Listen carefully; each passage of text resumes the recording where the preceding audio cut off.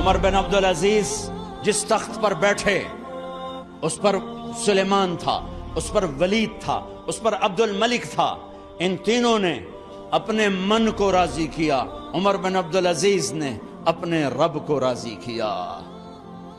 جب عمر بن عبدالعزیز کا وقت آیا مرنے کا تو انہوں نے بلایا رجا بن حیوہ سے، فرمایا کہ میں نے عبد الملک بن مروان چاچا بھی تھے، سسر بھی تھے، ان کی بیٹی فاطمہ سے شادی ہوئی تھی.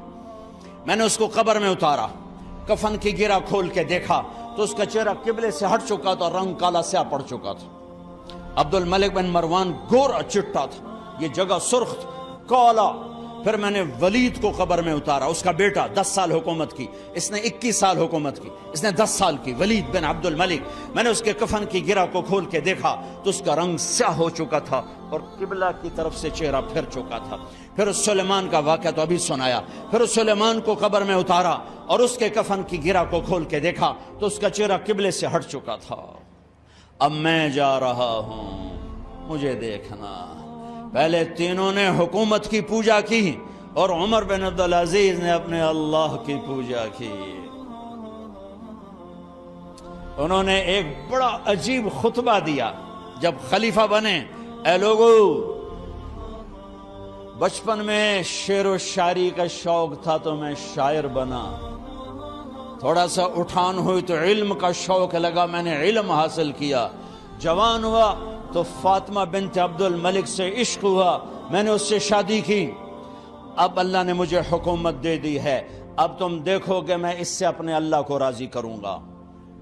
ہمارے حکمران تو ووٹ سے آتے ہیں اور چلے جاتے ہیں 4-5 سال کے بعد، ان کی وراثت میں حکومت آ رہی ہے اور 3 بر اعظم پر حکومت ہے اور ایسا روب و دبدبہ ہے بنو امیہ کا، کوئی ان کے سامنے سر نہیں اٹھا سکتا. اور یہ بندہ 2 سال 2 مہینے 3 بر اعظم میں زکوٰۃ لینے والا کوئی نہ بچا، 3 بر اعظم میں سوال کرنے والا کوئی نہ بچا، 3 بر اعظم میں ظالم کوئی نہ بچا، 3 بر اعظم میں مظلوم کوئی نہ بچا. لیکن خود کیسا رہا؟ گھر آئے، فاطمہ بڑے اچھے دن گزرے ہیں، اب امتحان ہے، میں تیرا حق نہیں ادا کر سکوں گا، طلاق لینی ہے میں حاضر ہوں، ساتھ دینا ہے تو میرے اپنے حق معاف کرو، اپنے حق معاف کرو. فاطمہ جیسی عورت انسانی تاریخ میں کوئی نہیں آئی سیاسی لحاظ سے. سیاسی دادا مروان بادشاہ، باپ عبد الملک بادشاہ، بھائی ولید بادشاہ، دوسرا بھائی سلیمان بادشاہ، تیسرا بھائی ہشام بادشاہ، چوتھا بھائی یزید بادشاہ اور اپنا خامند بادشاہ. 7 نسبتوں سے یہ عورت شہزادی ہے. کائنات انسانی تاریخ میں اتنی بڑی عورت کوئی نہیں آئی. سیاسی. فاطمہ کہنے لگیں، عمر میں نے سکھ کے دن تیرے ساتھ گزارے ہیں، دکھ میں تجھے چھوڑ کے نہیں جاؤں گی، جاؤ میں نے اپنے سارے حق معاف کیے. پھر حضرت عمر بن عبدالعزیز کی راتیں اور دن کیسے گزرے؟ فاطمہ بنت عبد الملک فرماتی ہیں 2 سال 2 مہینے میں وہ میرے بستر پر میرے ساتھ نہیں لیٹے، انہیں غسل کی ضرورت نہیں پیش آئی، مصلے پہ بیٹھتے اور روتے روتے روتے وہیں سو جاتے اور روتے روتے وہیں سے اٹھتے.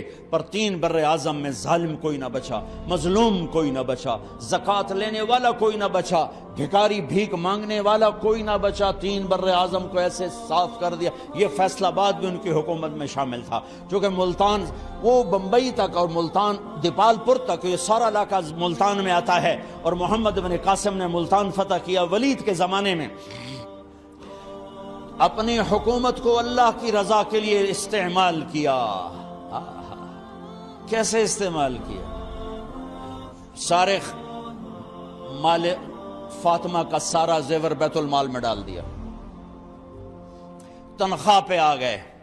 عید کا موقع آیا، بچوں نے ماں سے کہا، 12 بچے تھے، بچیاں 12 بچے بچیاں، ہمیں کپڑے لے کر دو، عید آ رہی ہے، ہر آدمی اپنے بچوں کے لیے کپڑے لے رہا ہے.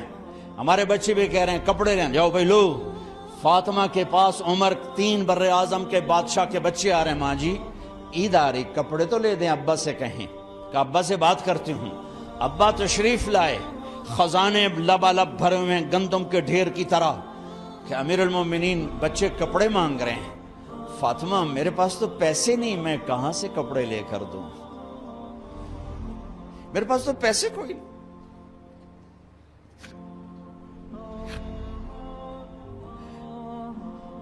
حضرت فاطمہ نے کہا پھر بچوں کا کیا کروں؟ کہا پھر مجھے بھی نہیں پتا کیا کروں. اس کے پہلے 3 حکمرانوں نے لوٹ مار کے بازار گرم کیے، ظلم و ستم کے پہاڑ توڑے، اور آج اسی خزانے پہ ایک شخص بیٹھا ہے جو اللہ کو راضی کرنے کے جھنڈے گاڑ رہا ہے. تو فاطمہ نے کہا آپ ایسا کریں، اگلے مہینے کی تنخواہ ایڈوانس لے لیں، اس سے میں اپنے بچوں کو کپڑے لے دیتی ہوں، اور گھر کا خرچہ میں مزدوری کر کے گھر کی روٹی چلا لوں گی. ارے اپنی تاریخ پڑھو، صرف ڈرامے ہی نہ دیکھتے رہ جاؤ، صرف گانے ہی نہ سنتے رہ جاؤ. اور بھی دکھ ہیں زمانے میں محبت کے سوا، راحتیں اور بھی ہیں وصل کی راحت کے سوا. انہوں نے اپنے بلایا وزیر خزانہ مزاحم، اپنا ہی غلام. ہاں بھائی مزاحم، ہمیں بچوں کے کپڑے چاہیے، تو اگلے مہینے کی تنخواہ ایڈوانس مل جائے. وہ کہنے لگے امیر المومنین آپ مجھے لکھ کر دے دیں کہ آپ 1 مہینہ زندہ رہیں گے، میں آپ کو تنخواہ دے دیتا ہوں. عمر بن عبدالعزیز سر جھکایا، اٹھے، گھر گئے. فاطمہ میرے بچوں سے کہہ دو کہ تمہارا باپ کپڑے لے کے نہیں دے سکتا. اپنی تاریخ تو دیکھو.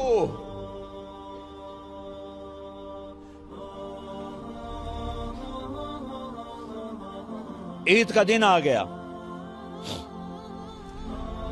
خلیفہ وقت عید کی نماز پڑھاتے تھے، نمازیں بھی خلیفہ وقت پڑھاتے تھے.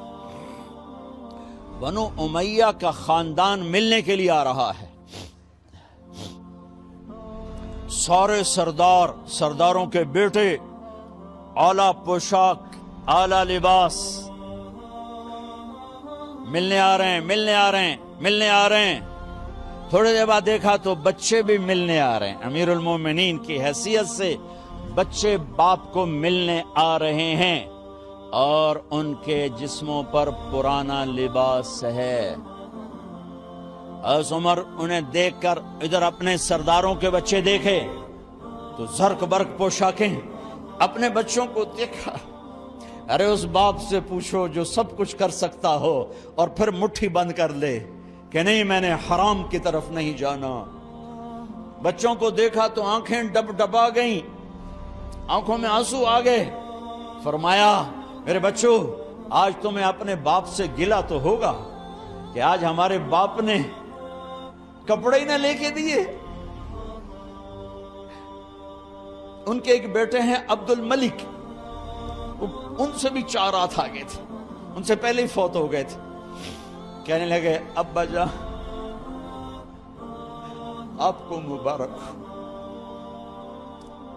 آپ نے قومی خزانے میں بددیانتی نہیں کی ہے، آپ کو مبارک ہو.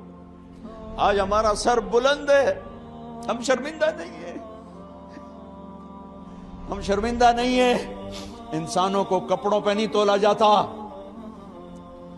آج کا میرا دیس کا مالدار اتنا فقیر ہو گیا ہے، اتنا چھوٹا ہو گیا ہے کہ وہ اپنا تعارف کروانے کے لیے 50 لاکھ کی گھڑی لیتا ہے، 6 لاکھ کا جوتا لیتا ہے.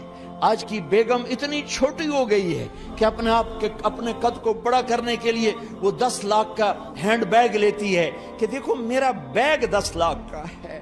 ارے میری بہن تو 10 ٹکے کی بھی نہیں رہی اگر تو نے بیگ سے اپنے آپ کو بڑا بنایا. او میرے دوست تو 2 ٹکے کا نہیں ہے اگر تو 10 لاکھ کے جوتے اور 50 لاکھ کی گاڑی سے اور 50 لاکھ کی گھڑی سے اگر تو بڑا بننا چاہتا ہے. ارے اس دھوکے سے نکلو. برینڈڈ کہاں جا رہے ہو؟ جب تم اپنی ذات میں بے قیمت ہو تو رب ذل جلال کی قسم تمہاری گھڑیاں، تمہارے بیگ، تمہاری گاڑیاں، تمہارے بنگلے تمہاری عزت کو بڑھا نہیں سکتے۔ ابا جان آج ہمارا ساڈا ایتھے سر آ گیا ہے، سانو آج ساڈی عید ہو گئی کہ ساڈے ابے آج خیانت نہیں کی تھی۔ آج ہم خوشی سے بلند ہیں کہ ہمارے باپ نے بددیانتی نہیں کی۔ گھر میں تشریف لائے، کہنے لگے فاطمہ کچھ پیسے ہیں، میرا انگور کھانے کو جی چاہ بس فاطمہ رونے لگی۔ فرمایا امیر المومنین خزانہ تو بھرا پڑا ہے، 1 درم کا بھی تیرا حق نہیں ہے کہ تو 1 درم لے کے انگور خرید لے۔ تو تھوڑا پٹھے، فاطمہ میں جہنم نہیں برداشت کر سکتا۔ او میرے بھائیو جو دن رات سود میں پھنس چکے ہو، جو دن رات جوے شراب میں پھنس چکے ہو، کیسے اللہ کے سامنے سرخرو ہو کر کھڑے ہوگے؟ فاطمہ میں جہنم نہیں برداشت کر سکتا۔ نہیں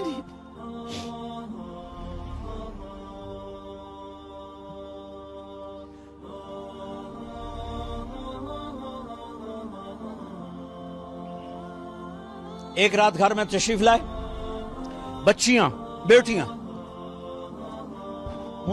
منہ پہ ہاتھ کپڑا رکھا، دوپٹہ رکھا منہ پہ اور بات کریں۔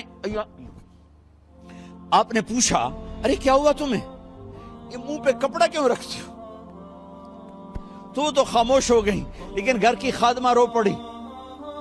کہا امیر المومنین آج آپ کی بیٹیوں نے کچا پیاز توڑ کے اس سے روٹی کھائی، سالن کوئی ارے مسری دی دال ہی کوئی نہیں ہے، پیاز کچے پیاز نہ روٹی۔ آجا ساڑا مزدور جڑا کوئی نہ کوئی چٹنی بنا بند ہے، 3 بر اعظم دے بعد شادیاں دھیاں ہے کچے وصلہ نہ روٹی بیٹھیاں کھاندیاں۔ اور میرے آج کا تاجر کہتا ہے جھوٹ نہ بولوں تو کاروبار کیسے، میرا افسر کہتا ہے رشوت نہ لوں تو گزارا کیسے کروں۔ تو عمر بن عبدالعزیز پھس پہ ہچکیوں کے ساتھ روئے کہ میری بچیوں میں تمہیں بڑے اچھے کھانے کھلا سکتا ہوں پر میں جہنم کی آگ برداشت نہیں کر سکتا۔ بھائیو اس بندے نے اپنے آپ کو ذبح کر دی، اللہ کو راضی کرنے کے لیے ذبح کر دی، اپنی ذات کو، اپنے جذبات کو، اپنے احساسات کو۔ جب گورنر ہوتے تھے نا تو حضرت فاطمہ کی ایک باندی تھی، ان سے انہیں عشق ہو گیا تو اپنی بیگم سے کہتے یہ باندی مجھے گفٹ کر دو، وہ کہتی میں نہیں کرتی۔ جب یہ خلیفہ بنے کئی دفعہ ان سے کہتے مجھے ہدیہ کر دو، مجھے دے دو، وہ کہتے میں نہیں دیتی۔ جب یہ خلیفہ بنے تو ان کی بیگم نے اس باندی کو نہلایا، خوبصورت زیورات سے سجایا، عالی شان میک اپ کیا اور اس کا ہاتھ پکڑ کے لائی، امیر المومنین یہ آپ کی خدمت میں گفٹ ہے۔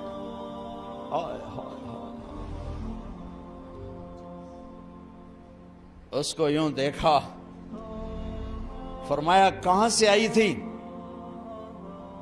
کہا جی عبد الملک نے کوفے سے مجھے زبردستی اٹھوایا تھا۔ تو 2 آدمی بلائے کہ جاؤ اسے اس کے مالک کے پاس واپس بھیج دو۔ وہ کہنے لگی این وجدک علی یا امیر المؤمنین، امیر المؤمنین آپ کا عشق کہاں گیا جو میرے ساتھ تھا؟ تو عمر کی آنکھیں بھر آئیں، کہا وہ پہلے سے بھی زیادہ ہے لیکن تمہیں اللہ کے لیے قربان کرتا، میں اپنے عشق کو اللہ کے لیے قربان کرتا۔ ہاں اب اللہ نے صلہ کیا دیا؟ جب انتقال ہوا ہونے لگا تو بلایا رجا کو، جو میں بات پہلے چھوڑ کے ادھر ان کی تھوڑی سیرت بتائی کہ رجا اب میں مرنے لگا ہوں، عبد الملک کالا ہو گیا تھا، ولید کالا ہو گیا تھا، سلیمان کالا ہو گیا تھا۔ یہ کیوں کالے ہوئے تھے؟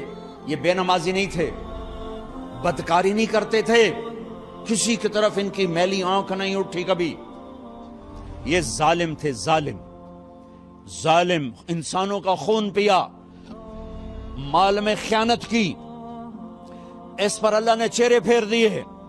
آج عمر بن عبدالعزیز جا رہا ہے کہ دیکھو میں جا رہا ہوں، مجھے دیکھو میرے ساتھ کیا ہوتا ہے۔ ان کا انتقال ہوا، ان کی میت قبر کے کنارے رکھی گئی اور اب نیچے اتارنا ہے۔ سلیمان کی میت کو اتارنے لگے تو ہلنے لگا اور عذاب قبر پہلے شروع ہو گیا۔ عمر کی میت کو جب قبر کے قریب کیا گیا، ایسے ہوا کا جھونکا آیا، ایک پرچہ ایسے لہراتا ہوا یوں آیا، یوں آیا، یوں آیا اور عمر کے سینے پر گر گیا۔ لوگ کٹھے ہو گئے، پرچے کو کھول کے دیکھا گیا تو اس پہ لکھا تھا بسم اللہ الرحمن الرحیم، براءۃ من اللہ لعمر بن عبد العزیز من النار۔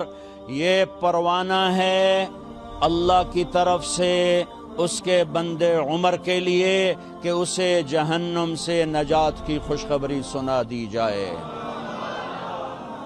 آہا، مرنا ہو تو یوں مرو، اللہ ایسی موت دے دے۔ کہتے ہیں پھر میں نے ان کو قبر میں اتارا، جب قبر میں اتارا تو کیا دیکھا؟ میں نے کفن کی گرہ کھولی تو چہرہ قبلے کی طرف فٹ اور یوں لگا جیسے 14ویں رات کا چاند قبر میں اتر آیا ہو۔ میرے بھائیوں بہنوں، اپنے اللہ سے صلح کر لو، اپنے اللہ سے صلح کر لو، اس کے محبوب مصطفیٰ صلی اللہ علیہ وسلم کی غلامی میں آ جاؤ، آ جاؤ، آ جاؤ۔